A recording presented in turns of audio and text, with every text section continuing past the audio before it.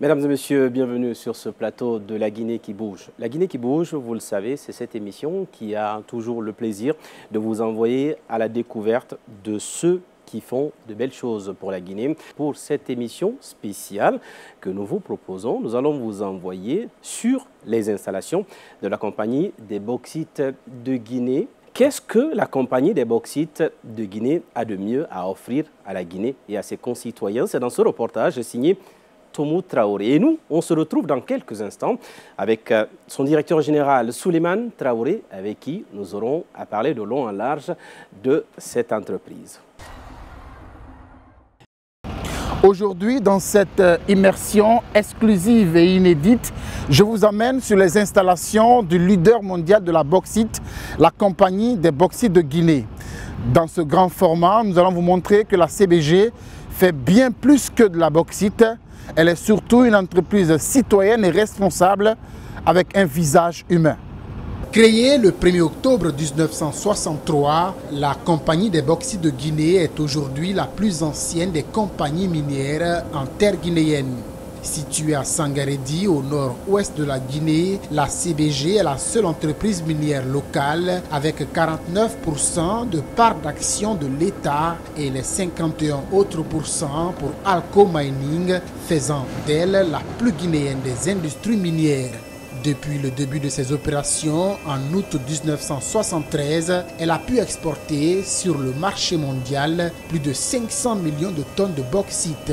Près de 60 ans après sa création, la CBG s'est fortement modernisée avec des innovations majeures, se mesurant ainsi aux standards les plus élevés au monde en termes de santé, sécurité et de respect des normes d'éthique environnementale et sociale, notamment celles de la Société financière internationale SFI. Dans un environnement aujourd'hui de concurrence rude, si nous sommes dans une posture de conformité avec la loi, je pense que c'est un avantage compétitif pour nous. Et d'ailleurs, c'est ce qui explique, quand on a voulu faire le projet d'extension, nous sommes allés vers les grandes institutions de financement telles que la SFI, la Société financière internationale, et la SFI, comme d'autres structures, ont accepté de nous accompagner et nous ont prêté de l'argent. Vous imaginez, c'est la crédibilité de la compagnie qui amène à faire ça. Et pour nous, c'est un gros avantage compétitif que nous avons dans ce milieu aujourd'hui. CBG a cherché à s'aligner, à aligner ses politiques et ses procédures sur les standards les plus élevés à la matière. Alors CBG a placé les employés, le capital humain en premier. Qu'est-ce que ça veut dire? C'est que les employés sont le moteur du système. Donc nous faisons en sorte que tous les travailleurs qui quittent sains à la maison rentrent aussi sains à la maison, sains et saufs pour pouvoir s'occuper de leur famille. La santé, la sécurité, l'environnement, le respect de la communauté, c'est des valeurs cardinales de l'entreprise qui ne sont pas négligeables et qui ne sont pas négociables. C'est ça, c'est ce qui fait que nous prenons l'homme, le capital humain, en premier. Le capital humain est un véritable sacerdoce à la CBG. L'entreprise compte à ce jour un peu plus de 2200 emplois directs, ce qui fait de la compagnie des bauxites de Guinée un des plus grands employeurs après l'État guinéen, avec à la clé des conditions de travail absolument compétitives. Nabi Moussa Silla, directeur des ressources humaines de la CBG, témoin des nombreuses mutations survenues ces dernières années, est sûr d'une seule chose, la CBG a su résister au temps et à la rude concurrence uniquement grâce à l'importance accordée à son capital humain. Aujourd'hui, nous employons plus de 2400 employés en charge directe et indirectement plus de 5500 employés. Si la CBG a maintenu sa performance, c'est grâce au développement de son capital humain. On dit bien sûr, comme vous venez de le dire, que la CBG fait plus que de la bauxite, c'est vrai. Ça se ressent. C'est aujourd'hui un atout social pour la Guinée. Il faut comprendre là qu'on développe les ressources guinéennes. C'est une entreprise aujourd'hui de ce niveau qui a plus de 99% de sa main-d'œuvre qui est guinéenne. 99%. On n'a que 22 expatriés dans notre entreprise aujourd'hui. Toutes les fonctions essentielles qui sont occupées aussi par ces expatriés, on a mis des gens à côté pour leur développement. On accorde beaucoup plus d'importance au capital humain, à la CBG. Ma direction s'occupe de la maintenance, de la rénovation des maisons de la cité de Kamsar. Nous nous occupons aussi de l'assainissement, du voyage, du transport des employés, des missionnaires, des expatriés et des ayants droit. L'hébergement, la restauration et les loisirs et sports aussi à côté. La démarcation ici est que CBG détient des logements décents pour nos employés. Nous accompagnons les soins de santé. Nous accompagnons aussi, en tout cas, tout ce qui peut concourir à pouvoir vraiment faire en sorte que les employés et leurs familles soient dans des conditions meilleures, différemment des autres sociétés minières. En termes de projet, la CBG a déjà investi plus de 62 millions de dollars américains ces dernières décennies dans des infrastructures et services sociaux de base. Tous les villages ou presque dans la zone de concession de l'entreprise CBG, comme ici à l'école primaire Minel, située à Sangaredi, en ont bénéficié. L'école élémentaire de Minel, Sangaredi, a été construite par la CBG, la société CBG, en 1995. Les élèves partaient jusqu'à des kilomètres pour aller étudier. Ce n'était pas facile pour les parents et même pour les enfants. C'est une bonne chose parce qu'ils ont leurs yeux sur nous. Chaque fois, ils nous viennent en appoint. Regardez de 3 salles de classe, maintenant là nous sommes à 9 salles de classe et puis pour la sécurisation des élèves, leurs cours, c'est une bonne chose. Nous sommes à Sangaredi, la ville la plus réputée être la plus propre de la République de Guinée. La compagnie des bauxites de Guinée intervient ici dans plusieurs domaines communautaires. Une société privée de la place s'occupe justement de l'assainissement de plusieurs infrastructures sociales de base. Et c'est dans ce contexte que nous sommes rendus dans ce stade ici derrière moi pour constater l'effectivité de ce que fait la CBG sur le terrain. Pour nous y introduire, c'est l'équipe de Boubacar Ba chargée de la gestion de l'insalubrité de la ville de Sangaredi et qui bénéficie d'un appui de la CBG qui nous accueille. Nous disons merci à la CBG. Si ce n'était pas grâce à la CBG, Sangaredi n'allait pas être aussi propre qu'aujourd'hui. Aujourd'hui, nous avons 48 agents sur le terrain, payés par la CBG. Nous, on ne fait que gérer. Les équipements logistiques, c'est la CBG. Le carburant, c'est la CBG. Le reste, nous faisons la gestion sur le terrain. Aujourd'hui, c'est le stade qui était en nécessité. Il fallait envoyer une équipe ici pour défricher. La CBG intervient aussi dans le domaine du maraîchage et même la riziculture. À quelques kilomètres du centre-ville, nous voici sur le site de Silidara. Un site de 2 hectares réaménagé et un magasin de stockage grâce à l'appui de la compagnie des bauxites de Guinée. Un appui devenu bénéfique pour plusieurs groupements, comme c'est le cas de celui dirigé par Boubacar. Il y a de cela 3 ans qu'on a eu la chance d'être retenu. Et dans ces 3 ans-là, la CBG nous a accompagnés à travers leur partenariat avec Sissi Guinée. Avant l'arrivée de la CBG, on n'avait pas même un demi-hectare. Mais lorsque la CBG est venue avec Sissi Guinée, on a pu agrandir les demi-hectares en 2 hectares. Et la clôture a été réalisée, des infrastructures comme le magasin, des équipements pour l'arrosage, des motopompes, depuis ont été réalisés. Ça nous a permis d'augmenter la surface culturelle. Pour respecter sa vision de politique communautaire saine, la CBG a confié ce département à Asmaou et Boubacar Ba afin de promouvoir et développer les relations entre l'industrie minière et les communautés environnantes. Le département des relations communautaires assure la liaison entre les communautés locales et la compagnie CBG. Tout ce qui va vers la communauté, de la CBG vers la communauté, passe par le département des relations communautaires et vice-versa. Plus qu'une réussite, aujourd'hui nous travaillons dans un environnement sain, nous travaillons dans un environnement convivial avec les communautés paisibles et nos opérations se déroulent normalement dans la sécurité. La CBG pense au bien-être de ses employés mais aussi au bien-être de ses communautés. C'est ce qui fait qu'on a mis en place un programme qui nous a permis d'investir près de 60 millions de dollars ces dernières décennies. Et plus récemment, on a mis en place un programme de 2,5 millions de dollars qui nous a permis de réaliser plusieurs programmes. Donc ce programme-là, il est annuel. Donc c'est un financement qu'on fait par an. Et dans ça, il y a 3 axes d'intervention. Il y a les infrastructures et les services sociaux de base.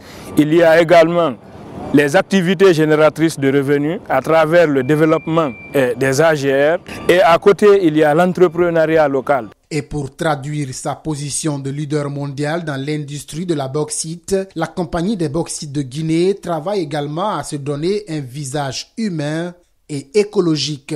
Son intervention dans le domaine de l'environnement et de la biodiversité lui a permis de reboiser à date au moins 2000 hectares dans les plateaux miniers de Sangaredi, avec bien sûr les communautés riveraines et aussi le REB, entendez le réseau environnement bauxite. À la CBG, il y a certes la communauté, la santé-sécurité, le capital humain qui sont entre autres valeurs de la compagnie, mais contrairement aux autres compagnies minières, la CBG fait aussi de la question de l'écologie l'une de ses priorités. Nous nous trouvons à présent sur le site de Bitikoum, un site de 150 hectares qui a été justement entièrement reboisé par la compagnie des bauxites de Guinée, comme pour dire qu'à la CBG, on fait plus que de la bauxite. Nous sommes sur le site de Bidikoum del Fabro. Ça a été effectivement reboisé depuis 2000. Donc c'est le moment et le lieu de rendre hommage à notre défunt Elhadj Abouchouma.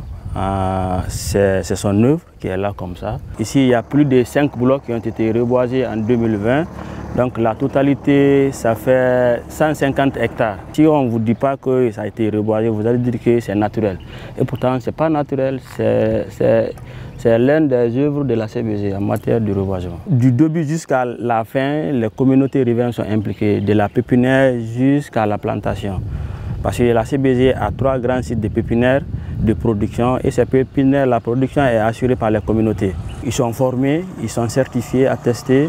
Et à date, on a plus de 300 000 arbres plantés par la CBG. Le réseau environnement bauxite fonctionne sous l'égide de la Chambre des mines de Guinée.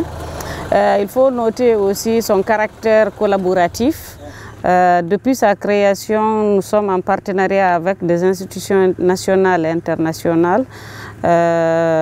Parmi lesquels on peut noter ici l'appui du programme des Nations Unies pour le développement basé en Guinée. Nous avons le projet Combo qui est là, qui évolue, avec lequel nous sommes en train de collaborer. La délégation québécoise à Dakar, et avec lequel on est en train déjà de développer un manuel de réhabilitation minière pour amener les bonnes pratiques au niveau de toutes les entreprises minières. Et tout ça est couronné par les meilleures pratiques avec les normes de l'AFC et les normes de l'Équateur qui est appliquées par les autres entreprises minières. À travers le REB, les entreprises sont en train d'être impliquées au niveau du développement de tout ce qui est programme, stratégie au niveau national et voire même international.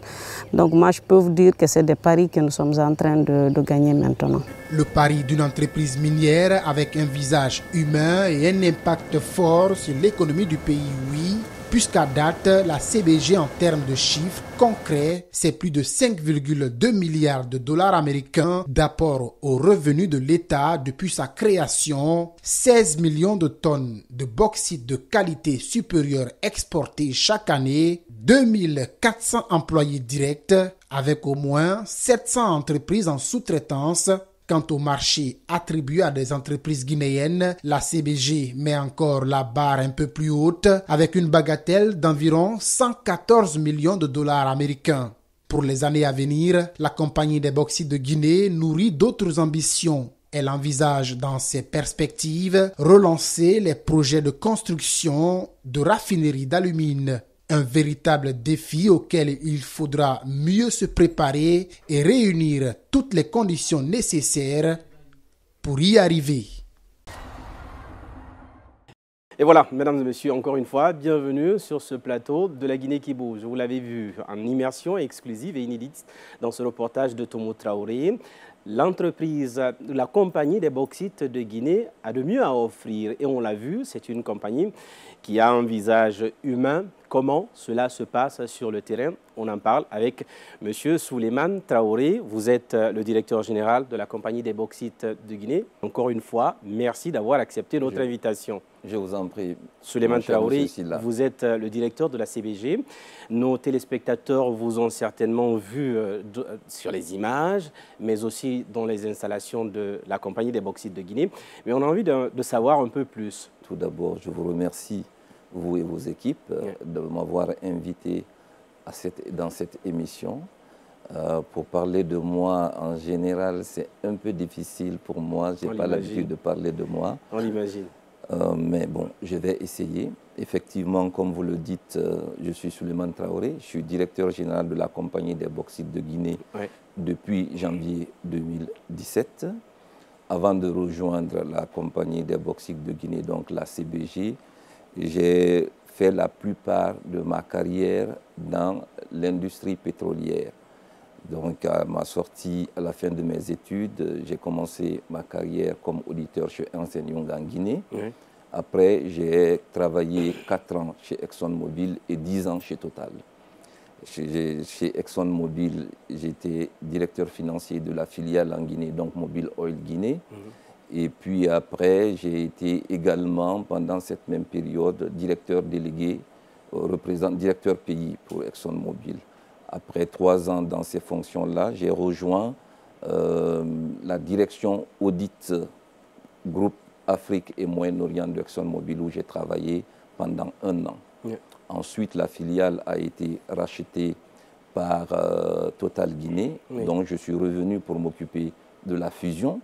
À la suite de la fusion, j'ai été nommé directeur administratif et financier de la nouvelle entité fusionnée, poste que j'ai occupé pendant 2 ans, donc de 2006 à 2008.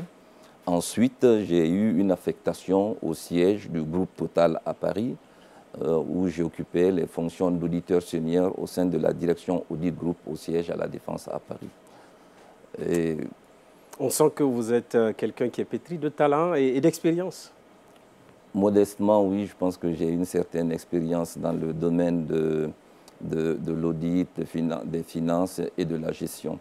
Donc, en 2011, j'ai décidé volontairement de ne pas continuer l'expatriation. J'ai décidé de rentrer en Guinée et j'ai occupé de 2011 à 2015, je suis revenu dans ma filiale d'origine, à savoir Total Guinée, où j'ai occupé le poste de directeur général adjoint chargé des activités commerciales et des relations avec le gouvernement. Après 4 ans dans cette fonction-là, j'ai bénéficié d'une mutation en Sierra Leone en tant que directeur général de la filiale Total Sierra Leone et directeur représentant pays. Donc, c'est à partir de la Sierra Leone, après 18 mois, que j'ai rejoint la CBG suite à un appel à candidature. Donc, voilà modestement mon petit parcours.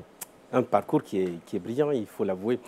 On s'est rencontrés il y a disons, quelques mois sur l'événement le GIF. Et d'ailleurs, la compagnie des bauxites de Guinée avait accompagné donc la Guinée pour ce rendez-vous important. C'était du côté de Dubaï lors de l'expo Dubaï 2020. Aujourd'hui, parlons donc d'économie verte et de pratiques écologiques.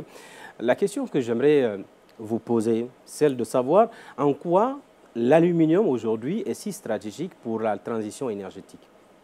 Effectivement, pour commencer, j'aimerais dire effectivement que la CBG, nous sommes dans le secteur de la chaîne de valeur de l'aluminium, en particulier la bauxite, depuis presque un demi-siècle. Donc effectivement, on a derrière nous un demi-siècle d'excellence opérationnelle.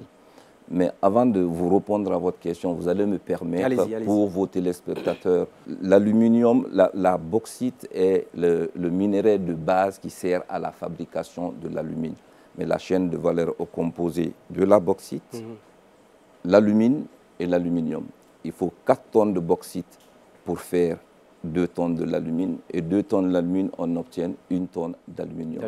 Donc l'aluminium est le produit fini. C'est tout un processus. Effectivement, à la suite de tout un processus qu'on appelle de raffinage et d'électrolyse, on obtient l'aluminium.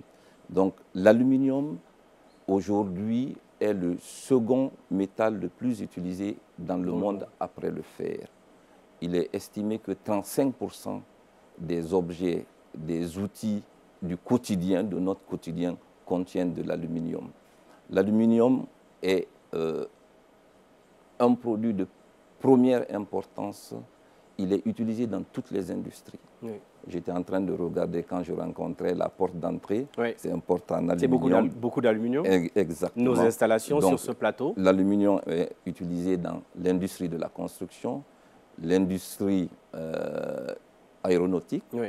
L'industrie automobile, l'industrie du conditionnement, par exemple, les boîtes de coca, c'est de l'aluminium. Ce qui donne d'ailleurs une place très importante à la Guinée, quand on sait aussi que nous sommes 2e exportateur mondial de bauxite. Effectivement, de nos jours, avec plus de 80 millions de tonnes, nous sommes 2e exportateur de bauxite derrière l'Australie.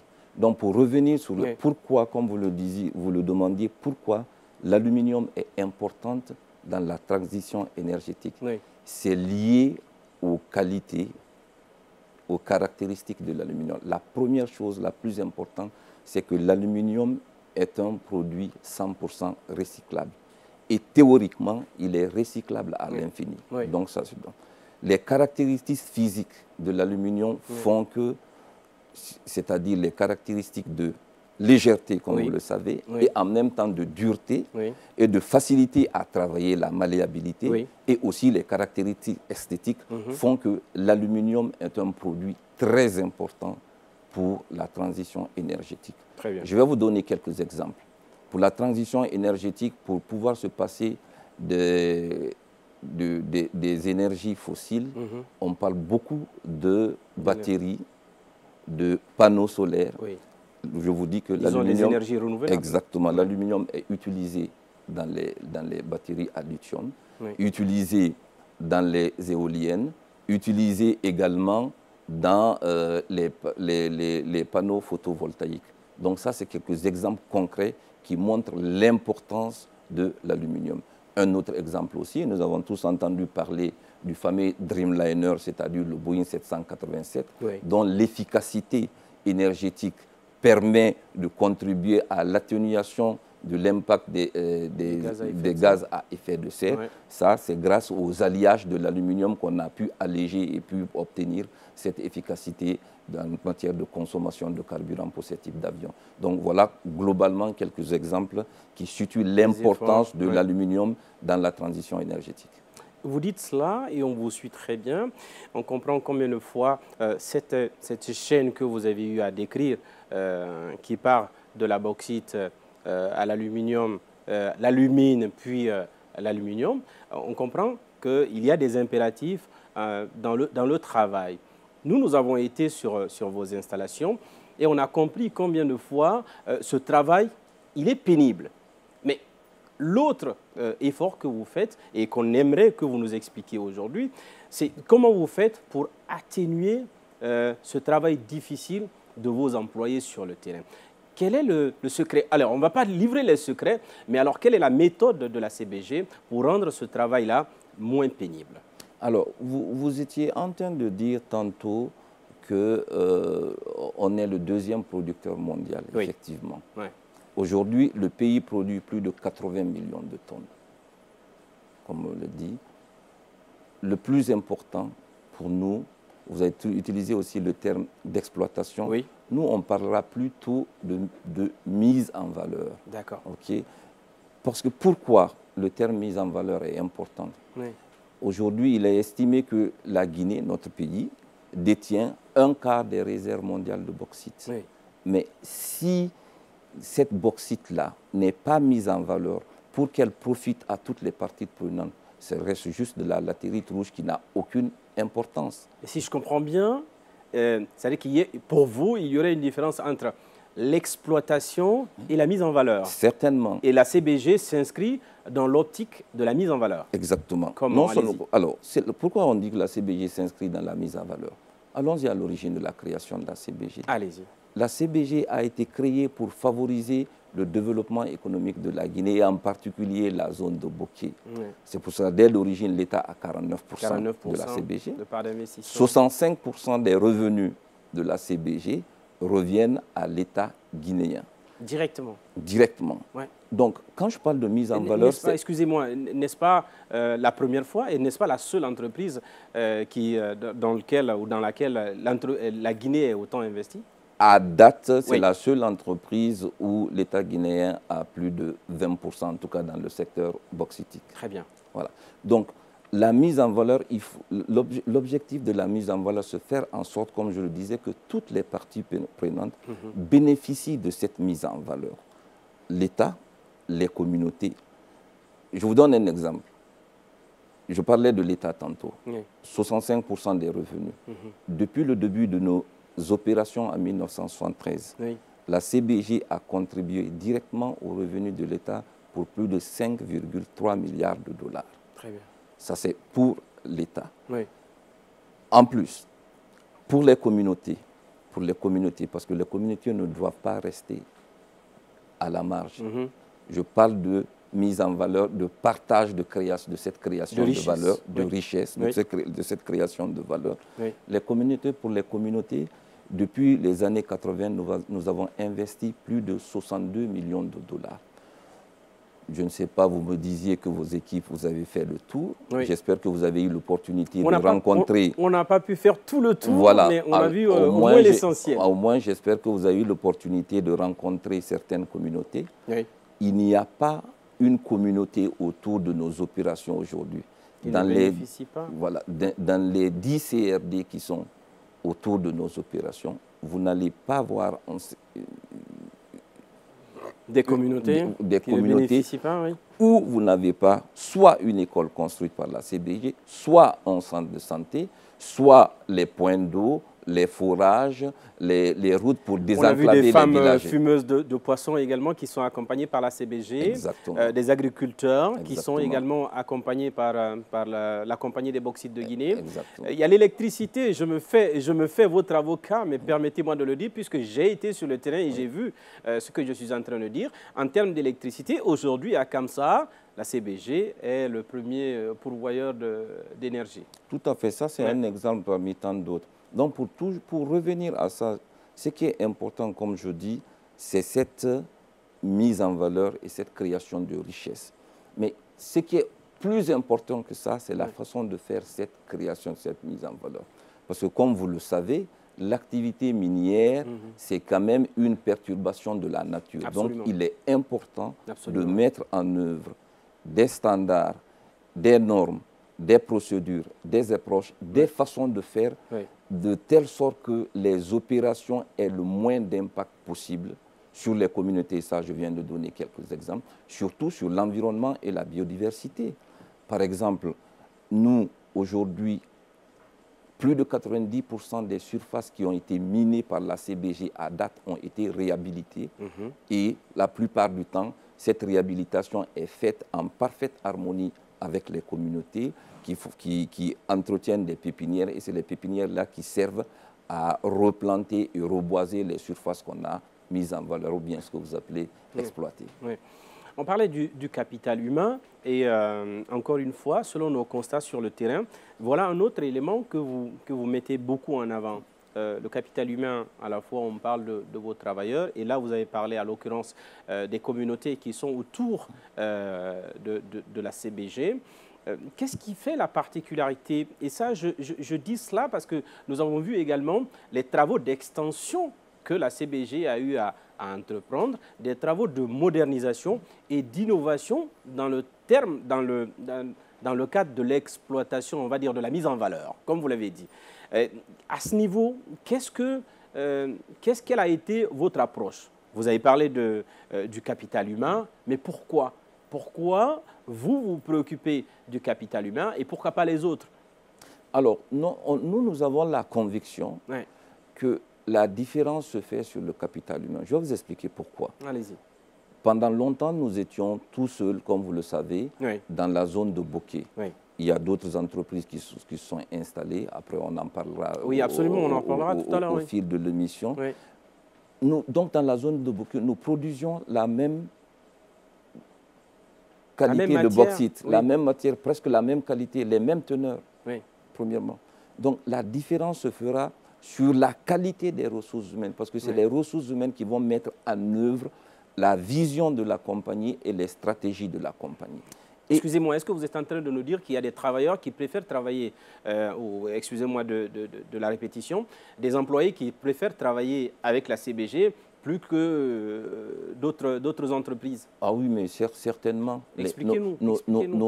Les travailleurs préfèrent travailler pour la CBG, pour la façon dont nos employés sont traités. Oui.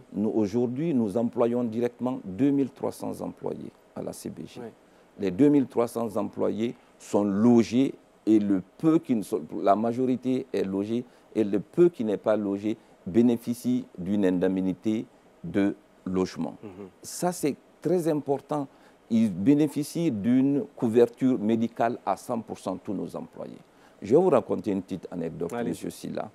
Il y a 3 ans, on voulait renouveler parce qu'on a eu beaucoup de départs à la retraite. Oui. Et vous savez que notre compagnie, 99% de l'effectif est local guinéen, y compris moi-même en tant que directeur général. Le premier responsable de la compagnie. Plus de 80% du comité de direction est local. Oui. Donc, en termes de contenu local pour des questions d'emploi, nous sommes vraiment en avance. Donc, on a voulu chercher des ingénieurs. Nous n'avons pas trouvé d'ingénieurs parce qu'on avait beaucoup. Et finalement, je me suis assis avec mes équipes. J'ai dit, mais bon, puisqu'on n'arrive pas à trouver d'ingénieurs confirmés, beaucoup de Guinéens qui sont à l'étranger, on n'arrive pas à les attirer. Oui. Mais effectivement, essayons de mettre en œuvre ce qui a toujours réussi à la CBG.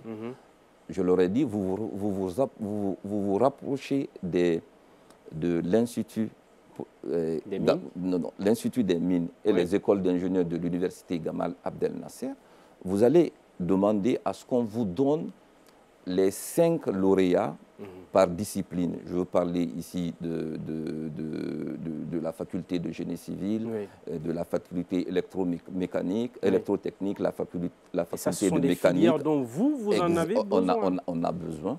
Vous leur demandez sur les 2 dernières années de vous donner les 5 lauréats. On a eu 30 candidats. Okay? On dit on va les prendre en stage. Et puis après, on va faire les évaluations à mi-parcours 6 mois après. Et puis 12 mois après, ceux qui sont bons, ceux qui se montreront à la hauteur, on va les garder. Ce qui m'est arrivé et qui m'a peiné, et un jour j'ai demandé de me faire le point, ils m'ont dit oui, mais sur les 28, il y en a 2 qui ne se sont pas présentés. Et les 2, ce sont des filles. Oh là là. Je dis, mais pourquoi ils ne sont pas présentés? Et puis on m'a dit, mais il y en a une, elle n'a pas où loger à Kamsar. La seconde, elle n'avait pas de transport pour rallier Kamsar. Incroyable. J'étais vraiment peiné. Et comme vous devez vous en douter, moi je tiens à ce que les femmes soient encouragées dans les postes techniques et dans les postes mis en avant dans les postes techniques et dans les postes de responsabilité. Donc j'ai demandé à ce que les 30 stagiaires soient logés dans les camps qu'on avait utilisés. Vous parliez de notre projet d'extension, où les expatriés qui étaient venus pour travailler et loger, on les a logés. On leur avait donné des frais de bouche, une prime de plus d'1 million par mois. Et je peux vous dire que le bénéfice qu'on a récolté, c'était incroyable. 6 mois avant, mes directeurs sont venus me dire, monsieur le DG, c'est la meilleure décision qu'on ait jamais prise dans cette compagnie depuis 30 ans. Donc, ça, c'est un exemple de ce que nous faisons en termes de capital humain. Donc, les 30 ingénieurs, à date, ont été embauchés, bénéficient d'un contrat, d'un CDI, les 30 ingénieurs. Donc, ce qui veut dire que les promotions, les 5 premiers des deux promotions des facultés techniques de l'université Gamal Abdel Nasser et de l'Institut des géomines de Bokeh sont embauchés chez nous. J'allais dire justement, il y a aussi, je sais que vous êtes allé un peu plus loin, puisque vous accompagnez également le laboratoire. Oui. On est allé voir les installations. C'est aussi un esprit d'innovation de la CBG pour aller plus loin. Mieux que recevoir les stagiaires, vous allez à la base pour, encore une fois, qualifier les études de ces jeunes Guinéens qui sont dans ces universités. Effectivement, nous avons, à la suite de ça, signé des partenariats avec l'université Gamal Abdel Nasser, les écoles professionnelles dont le CFP de Bokeh, l'école professionnelle de la marine, parce que comme vous pouvez le voir sur les images, on a besoin des pilotes de remorqueurs qui travaillent dans le bassin de Kamsar pour faire sortir les navires. Nous sommes allés sur le quai. On a été témoins donc de ce phénomène, on va dire, de transition. En termes de qualité, la CBG, aujourd'hui, après, on me dira peut-être que je fais de la publicité, mais en termes de qualité, la CBG exporte les meilleures qualités de bauxite à l'extérieur du pays. Et justement, parlant de cela, vous n'êtes plus les seuls, que ce soit à Kamsar, à Bokeh ou à Sangaredi. Comment se déroule ce maillage avec les autres entreprises? Parce que ce qu'il faut peut-être craindre, c'est la course vers l'exploitation, ce qui n'est pas dans votre logique. Comment ça se passe, cette collaboration avec les autres entreprises? Alors, la collaboration avec les autres entreprises se passe très bien. Oui. Je vais vous donner un exemple.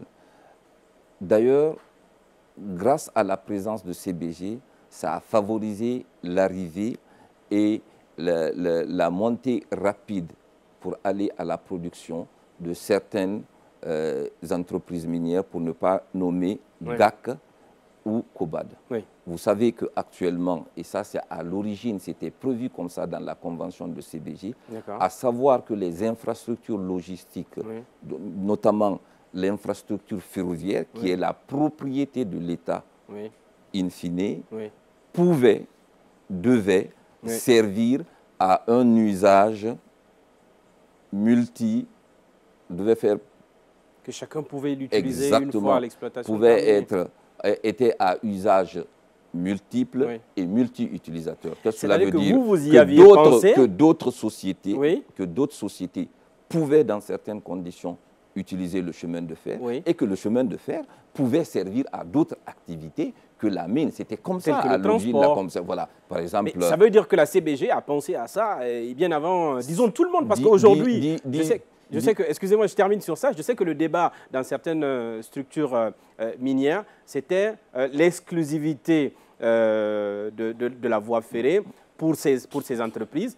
Et vous, ça veut dire qu'il y a plusieurs décennies, vous y aviez déjà pensé et anticipé ces éléments. Quand vous regardez la convention de base de la CBG, cette provision existe déjà dedans. Ce qui veut dire que les fondateurs de la CBG, notamment l'État guinéen qui est actionnaire, avaient déjà anticipé ça. Et c'est ce que nous avons commencé à mettre en œuvre en 2015, quand les nouveaux projets, les nouvelles conventions ont été signées entre l'État guinéen et GAC, d'une part, et l'État guinéen et Kobad.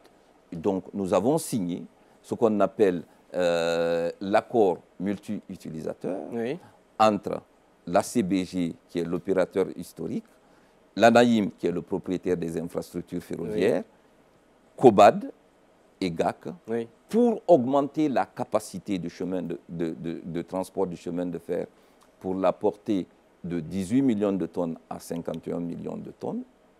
Nous avons lancé ce projet-là qui est en cours d'exécution. Mais avant même l'aboutissement du projet qui va être dans quelques mois, ces sociétés-là opèrent déjà. Ce qui veut dire que grâce à la participation de la CBG, où nous sommes opérateurs, c'est-à-dire c'est nos conducteurs, les locomotives qui vont chercher les wagons chargés et les wagons vides de ces deux sociétés-là pour faire le transport sur le chemin de fer.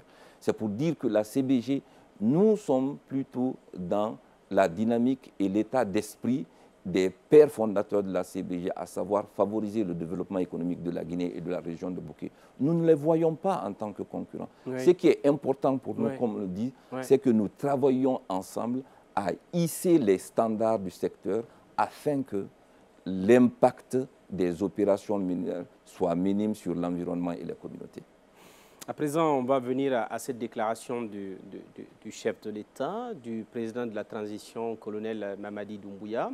Il vous a rencontré dès après sa prise du pouvoir et quelques mois après. Il a souhaité et il a demandé aux entreprises de pouvoir s'investir dans le domaine de la transformation de l'alumine sur place. Cela équivaut à des exigences sur le plan énergétique, on en a parlé en début d'émission.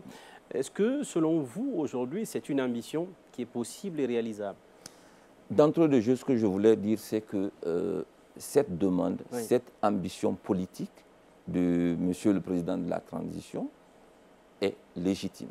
Ça, c'est très important d'entrée de jeu de le préciser. Une fois qu'on a dit ça, il est important de savoir que les projets de raffinerie comportent des défis. Moi, je ne veux pas utiliser le terme d'obstacle, je parle de défi. Ce qui veut dire que si toutes les parties prenantes travaillent ensemble, nous devrons pouvoir arriver à surmonter ces défis-là afin que les projets, un ou plusieurs projets de raffinerie, voient jour en République de Guinée. Et personnellement, il faut la coordination. Première des choses. Personnellement, j'y crois. Ce que je veux dire, mais c'est des problématiques qui sont complexes, qui nécessitent la participation, un travail en bonne intelligence de toutes les parties prenantes. Je vous donne un exemple, comme vous le disiez, comme vous l'anticipiez. Un des sujets compliqués en matière de raffinerie aujourd'hui, c'est les questions énergétiques. La source d'énergie à utiliser, la disponibilité de l'énergie. On vient de voir que la volatilité sur le marché international, avec la guerre en Ukraine, en 6 mois, les prix sont passés, ont été presque multipliés par 2 fois et demi par rapport il y a 2 ans. Les prix de l'énergie ont été multipliés par 2. Aujourd'hui, vous voyez la grosse crainte pour des pays qui sont soi-disant plus développés que nous, à savoir l'Europe aujourd'hui.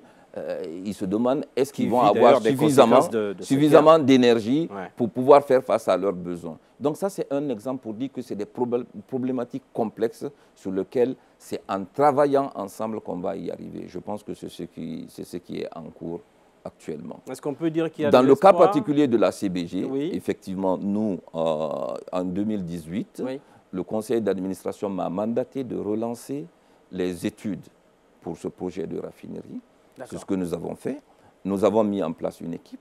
Nous avons recruté une firme d'ingénierie de réputation internationale qui a livré les premières étapes. Vous savez, pour des projets complexes comme ça, il y a plusieurs étapes d'études. Les études de faisabilité ont été livrées.